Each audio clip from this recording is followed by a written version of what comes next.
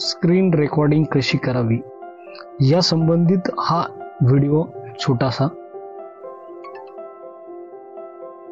सुरुवातीला आपण आपल्या मोबाईलचा स्क्रीन जो आहे त्याला खालच्या साईडला ड्रॉ करायचं।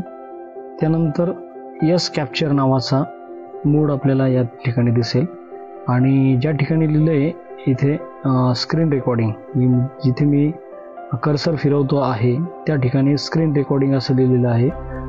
माझं ऑलरेडी स्क्रीन रेकॉर्डिंग चालू आहे, त्यामुळे मी त्यावरती क्लिक करणार नाही आणि होणार पण नाही। तर अशा रेकॉर्डिंग मी स्टार्ट केलेलं आहे आणि मी तुम्ही बघू शकता मी ब्राउज करतोय, सर्व ॲप्स तुम्ही बघू शकता मोबाईलमधले।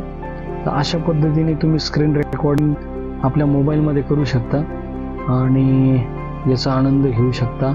धन्यवाद आपण व्हिडिओ पाहिल्याबद्दल। लाईक करा, सबस्क्राईब करा। धन्यवाद।